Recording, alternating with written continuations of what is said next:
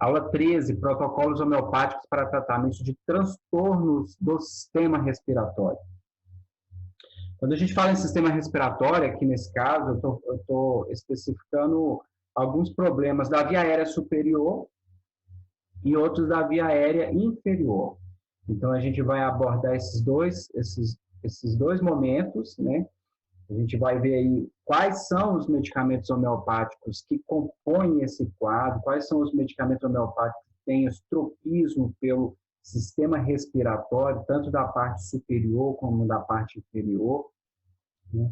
E qual que é a abordagem homeopática que a gente pode fazer em relação a esses transtornos, né? Deixa eu só fazer um parênteses aqui, voltar um pouquinho na parte teórica. Qual que é a finalidade de se tratar uma fase aguda? Na homeopatia, a gente sabe que a fase aguda da doença, ela tem um período, ela tem um período certo em que vai acontecer. Então, para que a gente trata a fase aguda? Primeiro, para trazer maior conforto para a pessoa, para o paciente em questão. E segundo, quando a gente trata uma fase aguda na homeopatia, qual que é a nossa abordagem? O que a gente está querendo nesse momento? Porque a homeopatia ela sempre vai trabalhar por similitude. Então, quando eu escolho um medicamento aqui do protocolo, quando a gente vê as características da doença e vê as características do medicamento, o medicamento tem as mesmas características daquela doença. Então, o que o medicamento homeopático está fazendo? Ele vai fazer com que aquela doença que está naquele indivíduo, naquele corpo, consiga sair o mais rápido possível. Então, às vezes, a gente começa a olhar para esses protocolos, começa a olhar para o tratamento homeopático e meio que vai na mesma onda da alopatia. Fala assim, qual que é os medicamentos que eu tenho para gripe? Bom, são os medicamentos que, ao tomar, você vai fazer com que o organismo se restabeleça, cria uma resistência, cria uma imunidade para que aquela gripe fique o menor tempo possível dentro do organismo, mas que ela prossiga o caminho natural que teria que acontecer. Isso é o tratamento da fase aguda com homeopatia. E esses medicamentos, esse somatório dos medicamentos, servem para isso, para fazer um sinergismo com a doença, para colocar a doença para fora do nosso corpo. E não para combater a gripe, não para combater a asma, que são essas moléstias que a gente vai estudar nesse módulo, né? A gente não trabalha com o contrário, a gente apenas ajuda que aquela condição entre em equilíbrio o mais rápido possível.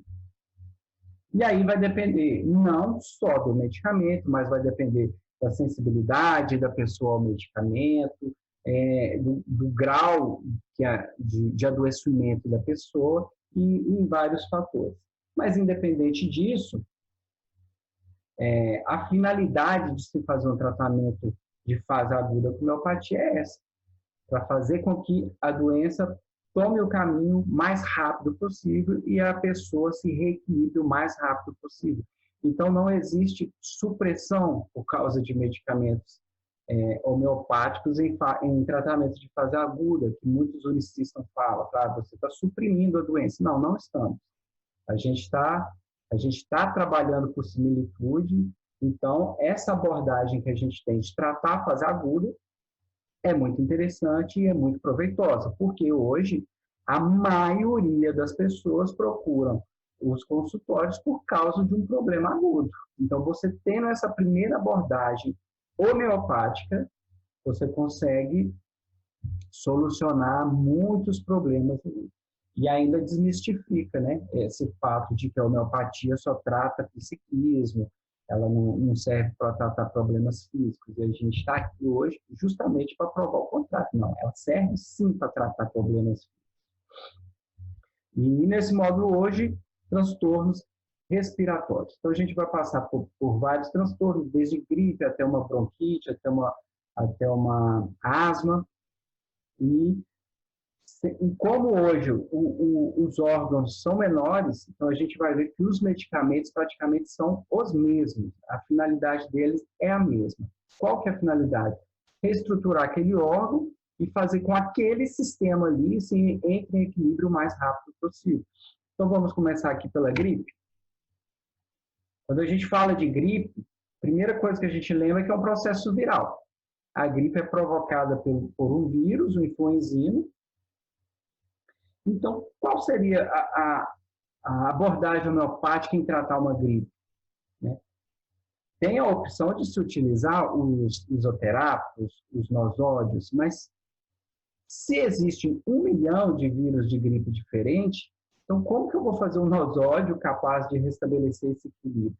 Não tem condições da gente olhar por esse lado. Né? Então, a gente tem que olhar quais são as manifestações mesmo que a gripe produz, independente de se for uma gripe mais branda ou uma mais severa, uma que deixa a pessoa mais prostrada, com uma que cause febre, e outra não, apenas um resfriado. Independentemente da situação, a gente precisa olhar é a manifestação, o que ela apresenta para a gente selecionar aqueles medicamentos que vão compor esse quadro.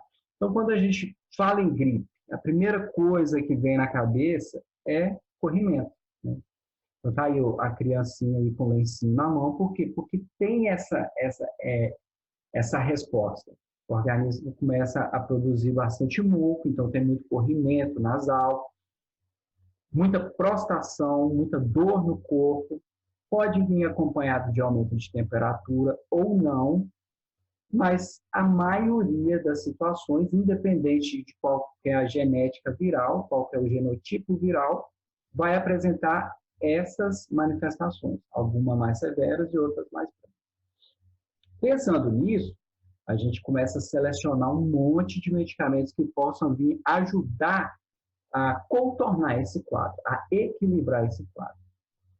E já tendo em vista os protocolos dos últimos módulos, não, no caso da gripe, se a gripe vir acompanhado de um aumento de temperatura, eu já tenho aqueles protocolos para febre. Então, eu já tenho aqueles medicamentos selecionados que eu já posso aqui utilizar para compor o meu protocolo da gripe.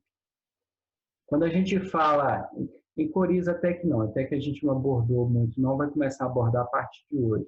Mas quando a gente fala em dor no corpo, em prostração, a gente já viu alguns medicamentos importantes aí que servem para tratar dor, que servem para tratar esse tipo de prostração, que também servem para compor esse protocolo aqui do quadro da gripe. Então, qual é a finalidade desse curso, além da gente estudar todos os protocolos? É tentar fazer esse raciocínio. Por isso que no final de todos os módulos eu faço aquele resumo dos medicamentos que entraram para compor os protocolos daqueles módulos. Para quê? Para que comece a fixar. Né? Quando eu estou com problema respiratório, eu tenho esses medicamentos. Quando eu estou com dor no corpo, tem esses medicamentos para dor. E, além de tudo, somando aos medicamentos de fase crônica, aos medicamentos miasmáticos, que a gente vai ver que todos os módulos têm aparecido, e complementando com os medicamentos bioquímicos, com sais de Schussler também. Então, quando a gente fala em gripe, quando a gente fala em problema respiratório, quais seriam os sais de Schussler que eu poderia utilizar para poder ajudar a melhorar o quadro? Então, já tem alguns que já vêm aparecendo também, que acabam se repetindo muito durante os estudos, né? Então, vamos lá na gripe. Bom, aqui o Banerjee, ele selecionou nas linhas de tratamento, veja só, a primeira linha, eu tenho Rustox na 30CH e a Brionia alba na 30CH. Uma dose a cada 2 horas, alternadamente. Então, o que é isso? A cada 2 horas, eu vou dar uma dose de Rustox, passa 2 horas, uma dose de Brionia. Qual que é a finalidade do Rustox para tratamento de gripe? Bom, o Rustox é um medicamento importante para dor. E a briônia, eu já falei nos outros módulos, e aqui ela vai despencar, porque é o módulo onde ela vai mais se destacar. A briônia é um importante medicamento da árvore brônquica. E é um medicamento estritamente de fase seca. Você lembra que a briônia ela foi utilizada no protocolo de febre por causa da secura que o aumento de temperatura pode produzir.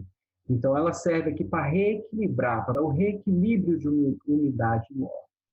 Então, esses dois, um para dor e outro para umidade, para proteção brônquica.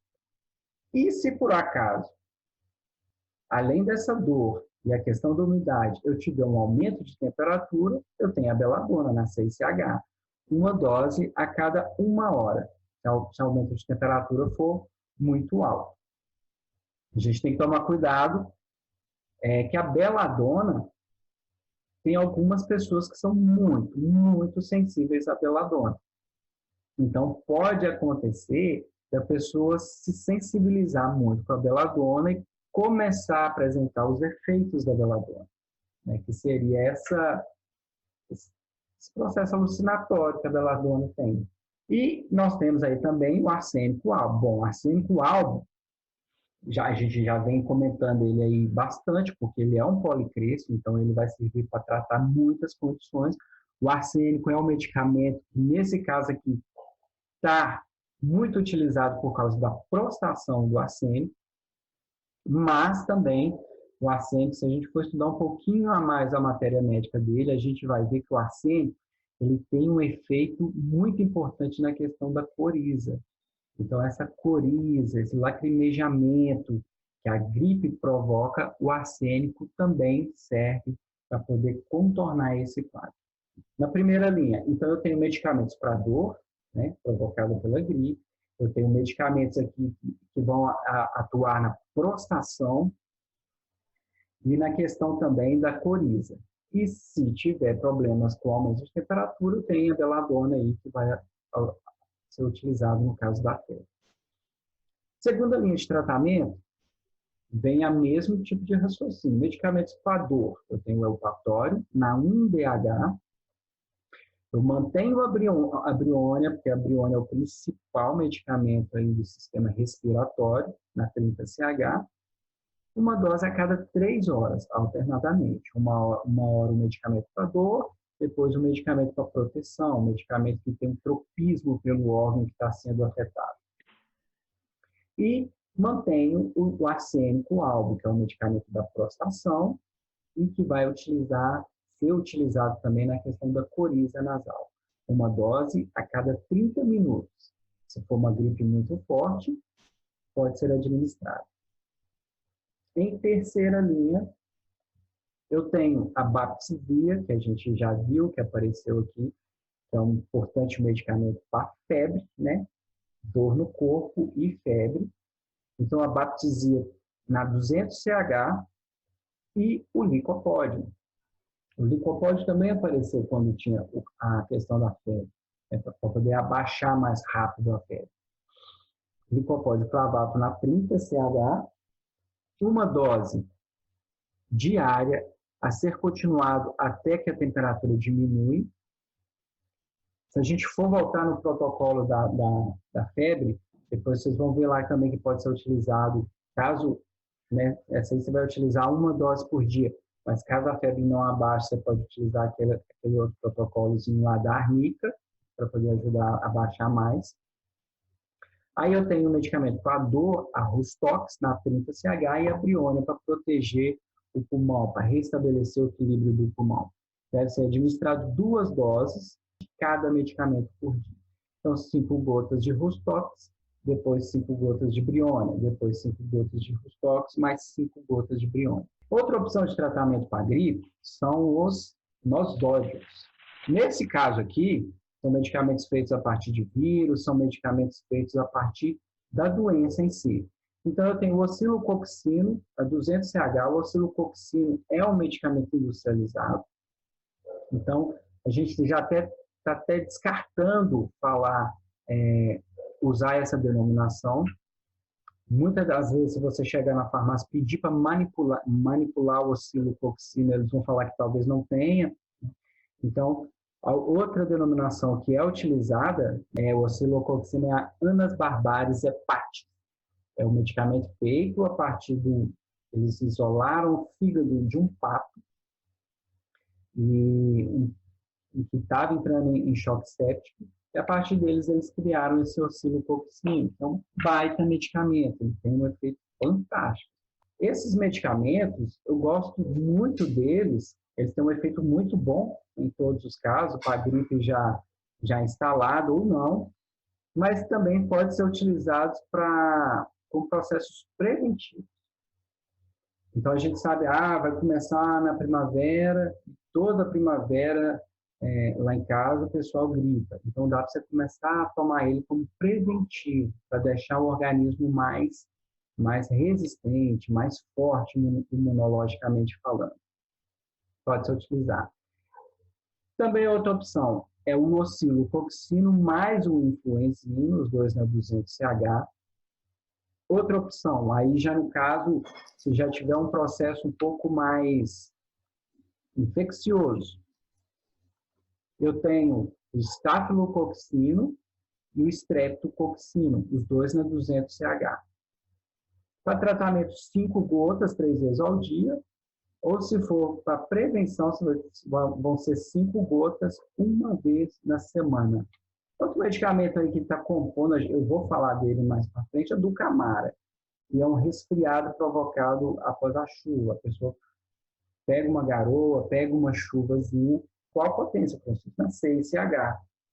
E como que eu utilizo? 3 vezes ao dia, 5 gotas 3 vezes ao dia. Então, toda vez que eu estiver falando em processos de prevenção, são 5 gotas uma vez por semana. E em tratamento, 5 gotas 3 vezes ao dia. Quando eu utilizo o influenzino e quando que eu vou utilizar o oscilococcino? O influenzino, ele é bastante utilizado quando eu tenho um resfriado, uma gripe, algum processo alérgico, sem acúmulo de secreção e sem febre importante. Agora, já o oscilococcino é uma gripe com acúmulo de secreção e com febre. E já em processos alérgicos, igual a essa mudança de temperatura aí, igual ao processo, uma chuva que você pega, eu tenho pulmo histamínico na 200-CH, né, que atinge toda a árvore brônquia, que é um processo bem alérgico. Esse pulmo histamínico é como se fosse um antialérgico utilizado na alopatia, o histamínico, na loratadina, descorfenilramina, né, o pulmo histamínico. Quando eu falo em bronquite, o principal medicamento, isso aí não é banérgico, pessoal, isso é um protocolo que eu já tenho comigo aí, já tem alguns anos e tem um efeito maravilhoso. Quando eu falo em bronquite, o principal medicamento que tem para tratar bronquite é esse Blata orientalis. O Blata orientalis é um medicamento que ele é feito a partir da barata, e ele tem uma curiosidade muito, muito legal nele, que ele foi meio que descoberto ao acaso. Existia uma família em que a casa estava infestada de barata. E na observação clínica, o pessoal começou a notar que aquela família ela tinha uma resistência a processos que atacam o aparelho respiratório. Essa família ela tinha uma certa resistência. E aí começaram a associar esse processo à quantidade de barata presente no local. E aprofundando os estudos, eles concluíram que o medicamento feito para a barata era um importante medicamento que dava condições para restabelecer o equilíbrio pulmonar, o equilíbrio do sistema respiratório. Então, no caso de bronquite, esse Blata orientalis tem um efeito fantástico. Blata orientalis na 6CH, mais a lobelia na 6CH. Lobelia é um medicamento muito utilizado para quando está aquele muco espesso, né? Muco bem espesso. Então, em asma também ela é muito utilizado. e para compor o quadro da bronquite também. Os dois, nesse caso aqui, pode fazer os dois no mesmo vidro, tomar 4 doses diárias, ou 5 gotas, 4 vezes ao dia. Outro medicamento compondo o quadro aí, o arsênico alto. O arsênico para dor, principalmente aquelas dores que faz dificultar a respiração. O arsênico tem essa qualidade de melhorar esse quadro. Dores que dificultam a respiração. Pode-se utilizar o arsênico. A lobelia também, assim como o arsênico, o arsênico no caso de prostração, mas a lobelia também é muito utilizada para essa questão de fraqueza que o quadro compõe, que compõe o quadro. Agora, a via aérea superior seca. Eu estou com um processo de tosse, mas o pulmão está limpo. Se estiver muito seca, a biliônia serve para recompor, para trazer umidade. E a gente vai ver também que na bronquite, na crise asmática, ela tem 2 fases. A primeira fase é seca, mas depois ela vem acompanhada de uma fase mais úmida, uma fase mais produtiva. E aí também a briônia vai ser utilizada. Mas a briônia, ela desempenha um papel mais importante em fase seca. Então tá aí a briônia, o ferro fosfórico na 6CH por causa da inflamação, por causa de porventura, perder um pouco de sangue, e o arsênico alto, por causa da prostração, da fraqueza. O arsênico é um medicamento que agrava muito à noite. Os indivíduos que têm a personalidade de arsênico é uma dificuldade, porque sempre vai piorar o quadro à noite. Assim como a bronquite também, essa bronquite piora à noite, o arsênico vai ajudar a compor muito bem o protocolo ali. E a questão da falta de ar, da asfixia, o arsênico também vai ajudar a melhorar. Tomar 4 doses diárias, 5 gotas, 4 vezes ao dia. Bronquite, uma crise asmática, onde o peito está chiando, mas está com o peito limpo, está sem acúmulo de muco. Outra condição que a gente tem é ao contrário, se a via aérea superior estiver úmida, bastante úmida, com acúmulo de secreção. Eu mantenho a briônia, que a briônia sempre vai compor o quadro, porque é o órgão-choque dela, então o pulmão é o órgão-choque, vai ajudar a reequilibrar o pulmão, principal medicamento da árvore brônquica, e possui a fase seca e também a fase úmida.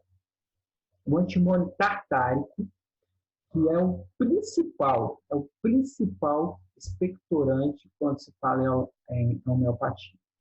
Aqui, se a gente for buscar um raciocínio alopático, ele seria o mucosolvan, seria o ambroxol da alopatia. O antimônio tartárico tem um poder expectorante muito grande. E também eu tenho o antimônio arsenicoso, né, que quando está com o peito chiando, com bastante muco e dificuldade de respirar. Por quê? Porque o antimônio arsenicoso, ele traz as características expectorantes do antimônio tartárico e mais o quadro do arsênico, que é a questão da dificuldade respiratória, a questão da dificuldade de respirar. Então, ele compõe esses 2 quadros. Então, eu tenho o antimônio arsenicoso. Só para eu fazer uma releitura aqui, então, antimônio tartárico, expectorante. Antimônio arsenicoso, também expectorante. E outro antimônio que a gente já viu no último módulo é o antimônio crudo. Aqui, nesse caso, ele não serviria para compor o quadro, mas só para lembrar que o antimônio crudo, ele está relacionado, ele tem um tropismo pelo estômago, e ele está relacionado com o excesso, né? O excesso de alimentos gordurosos. A gente utiliza o antimônio crudo. E quando a gente fala em pulmão, o antimônio tartárico e o antimônio arsenicoso. Pneumonia atípica, síndrome respiratória. Quando a gente fala em pneumonia atípica, esse aqui já é BANERD, esse aqui é o protocolo BANERD para problemas respiratórios. Nesse caso aqui, vai entrar qualquer problema respiratório, desde uma coriza, espirro, resfriado, né, uma rinite aguda, nariz entupido, mal-estar, febre, tosse e dor. Principalmente dor de garganta causada por uma infecção viral. Então, todos esses processos respiratórios, a gente pode utilizar esse protocolo BANERG para fazer o tratamento. E olha que legal, olha a leitura do protocolo em relação ao BANERG. Laquesis mutas, 200H. Laquesis mutas para problema respiratório, por quê? A laquesis é um medicamento feito a partir do veneno de uma cobra.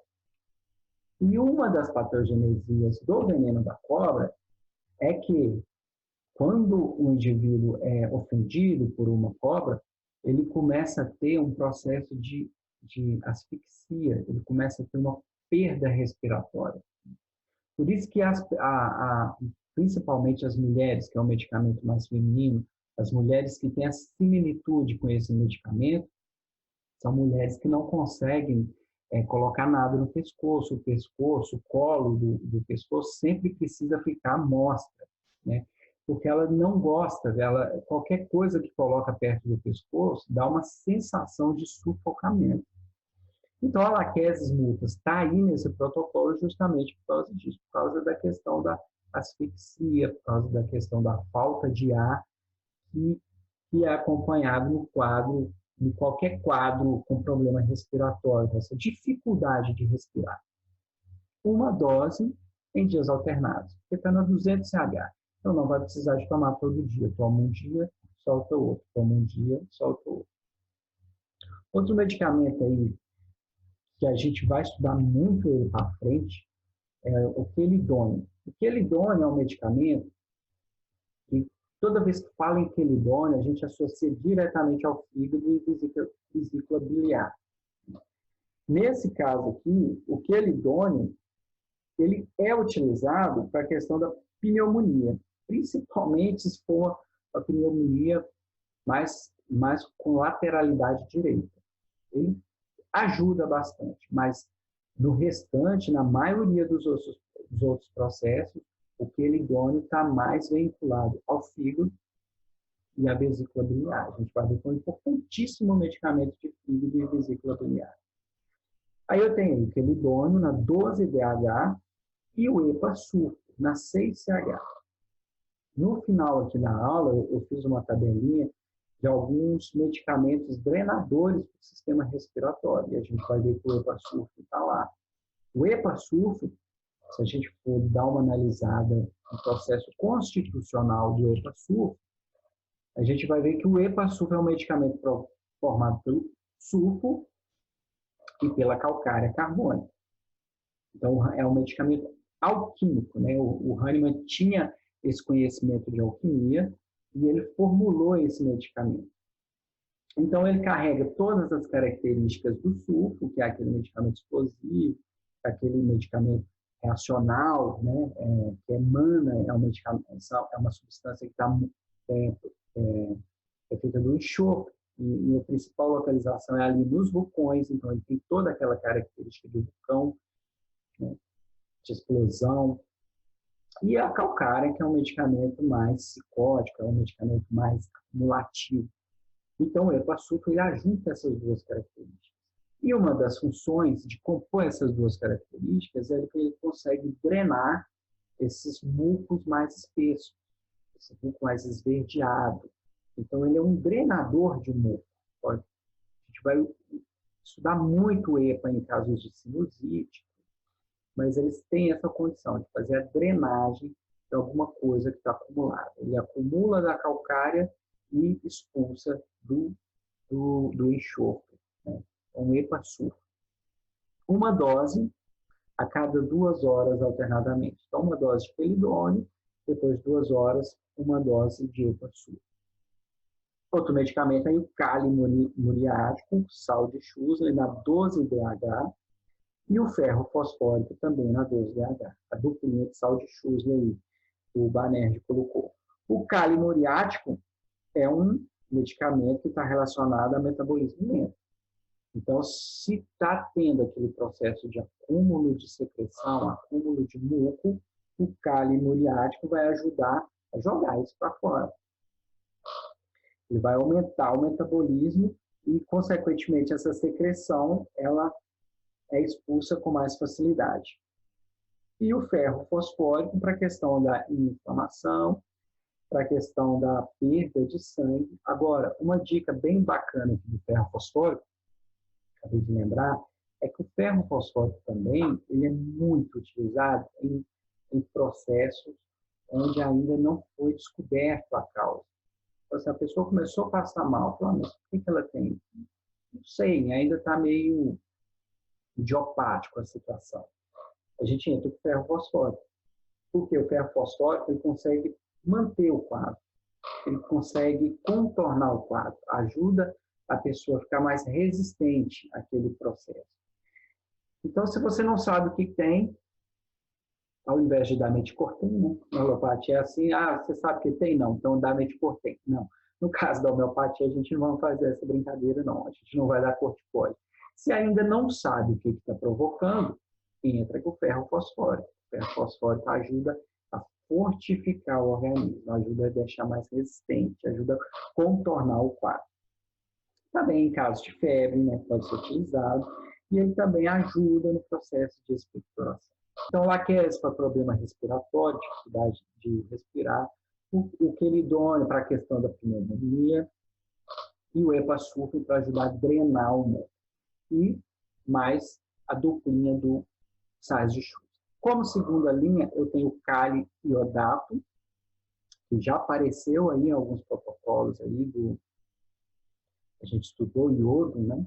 Nesse caso aí, o cálio iodato, que vai servir mais ou menos para a mesma questão, para a secreção, né? Para aumentar o metabolismo, ajudar a expectorar, ajudar a jogar para fora esse muco, que é um muco um pouco mais esverdeado, um pouco mais denso. Se a gente for analisar um pouquinho mais profundo, o cálio iodato, ele é um complementar da laquese. Então, primeiro dá uma laquese quando a pessoa está com aquela dificuldade de respirar. Depois você entra com o cálio iodato. Quando a gente estuda esses medicamentos alternativos e complementares, a gente vai ver que os dois andam um pouquinho junto quando a gente fala em relação a processos respiratórios. E eu tenho aí a briônia para compor o órgão, para restabelecer a saúde do pulmão. Uma dose a cada 2 horas alternadamente. E no caso do paciente ter um desconforto mental agudo, eu tenho a Inácia amara, na 200-CH. A Inácia também é utilizada para tosse seca e espasmódica, né? E aquela tosse que tende aqueles processos onde tende a fechar a glote. A Inácia amara também é um importante medicamento para poder ajudar a contornar essa questão. Com alguns medicamentos importantes para ajudar no processo de drenagem de muco das vias aéreas. Se for um muco muito aquoso, muito límpido, né? Parece ter uma água escorrendo, eu tenho o Allium cepa. Se for um pouquinho mais viscoso, parecendo uma clara de ovo, eu tenho o cálio muriático, que é mais específico para esse tipo de secreção. Um pouquinho mais viscosa que o Allium cepa. Né? Aí eu tenho o hidrastis também, que é uma transição desse muco branco para esse muco mais amarelado. Eu posso utilizar o hidrastis. Outro medicamento também é o calibiche, que é um muco mais amarelado, um pouco mais denso. E quando está muito denso, mais esverdeado, eu tenho o epasulfame. Francisco, em que condições eu posso utilizar isso? Em qualquer condição que tenha a produção de muco, que a via aérea seja úmida. Você pode utilizar esses medicamentos para ajudar a fazer a drenagem desse muco. Né? Importante também não ficar preso só aos medicamentos. Né? A gente sabe que as terapias não farmacológicas fazem um efeito maravilhoso Então, toda vez que a gente estiver falando em problema respiratório, a gente não pode esquecer, eu gosto principalmente de duas, da lavagem nasal com soro fisiológico. Eu lavo com 10 ml de soro. É excelente, assim, a criança, a pessoa, ela muda a condição dela muito rápido, só com lavagem, né? Você drena o muco, você facilita o processo respiratório, tem 1 milhão de benefícios.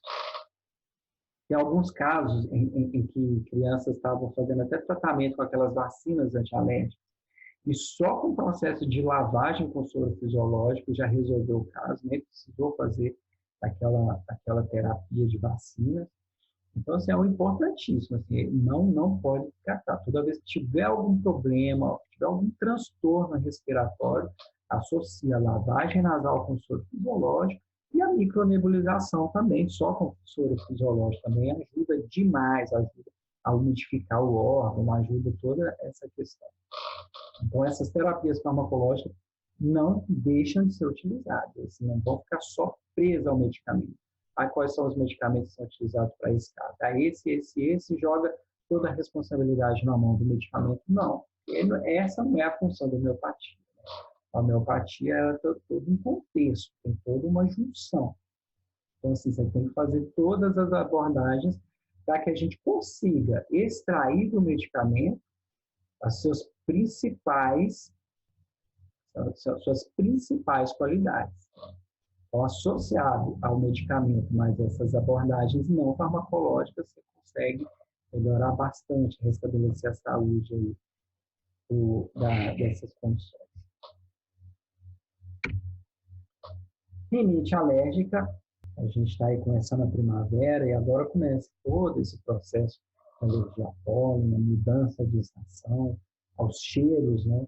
Então, a gente tem esse protocolo aí para rinite, ó. Olha o que o Banerj coloca. Calcária carbônica na 30CH, uma dose uma vez por semana durante 4 a 6 semanas. A calcária carbônica, a gente vai ver que, assim como o arsênico apareceu também, mas ele é um importantíssimo medicamento para coriza. Para coriza, principalmente essa coriza de mudança de tempo. A gente viu lá a Ducamara, eu falei bem rapidinho dela, a Ducamara por um processo de, você pega uma chuva, começa aí esse processo de resfriado, né? Agora, se não pegou chuva, se só mudou o tempo, você já começou a espirrar, já começou a ter um processo de secreção, eu entro para calcária carbônica, na 30CH. Ela vai ajudar a contornar esse quadro. O arsênico aí de novo, o arsênico albo na 6CH, uma dose a cada 1 hora, se estiver passando muito mal, para espirros, e pode ser repetido com mais frequência. Arsênico albo na 6CH. Vamos lá, segunda linha, eu tenho o alho cepa na 30CH. O alho cepa, uma dose a cada dia alternado, pode ser repetido a cada 1 hora, se a pessoa estiver passando muito mal. E durante os ataques, durante a fase aguda mesmo, pode ser utilizada mais vezes. Eu tenho o Psorino, olha que legal, o Psorino, medicamento miasmático, né? Principal medicamento na fase psórica. E quando a gente fala em psória, a gente fala em modo reacional, em modo uma condição que é reativa, né? Que aparece rápido, que tem um efeito rápido. Então, o Psorino, nesse caso aqui, está compondo esse quadro para dar mais imunidade à pessoa, para retirar ela daquela situação, para deixar ela mais fortalecida. Então, é um medicamento muito importante para o aumento de imunidade. E como terceira linha, eu tenho a sabadila na 6CH, uma dose 3 vezes ao dia. Soluço é uma condição aí que pode aparecer com diversos fatores. Alguns transtornos, eles produzem o soluço, só que a gente não tem muita ideia de como que ele é produzido e o porquê que ele é produzido. Mas eu sei que na homeopatia a gente tem algumas abordagens para poder tratar o principal medicamento é o licopódio, uma dose a cada 3 horas, Agora, se por acaso o licopódio não surtir efeito, aí a gente entra com a magnésia fosfórica, o sal de Schussler. Magnésia fosfórica, a gente apareceu aí em outros protocolos para cólica, né? Por quê? Porque é um medicamento do espasmo muscular involuntário. Então a magnésia fosfórica na 12-DH. Como segunda linha tem a nusvômica. A nusvômica a gente viu no módulo passado, que é um medicamento dos excessos, principalmente o excesso alimentar. Né? Ela serve para desintoxicação e do excesso alimentar. E toda vez que tem um excesso alimentar, a pessoa começa a ter um soluço provocado por esse excesso. Então, a nusvômica está aí para poder compor esse quadro, para ajudar no excesso alimentar e para poder retirar esse soluço provocado pelo excesso. Eu tenho cupro metálico, uma dose a cada 3 horas, na terceira linha, e a cicuta virosa também, na 30-CH, uma dose diária ou de 3 em 3 horas na agutização. A pessoa está com a crise, começa a ter aquele soluço involuntário, não é por causa de excesso, aí nesse caso a gente utiliza o cupro metálico. E a cicuta, que já apareceu em outros protocolos também, principalmente em casos de convulsão. A pessoa começa a ter soluços para o processo de convulsão. Aí a gente utiliza a cicuta. Essas duas primeiras linhas são soluços mais frequentes, por causa da alimentação, e nessa segunda linha é o mais patológico. Tem outras questões envolvidas. Os medicamentos que apareceram. Né? A Briônia é um medicamento que tem aparecido em outros módulos também.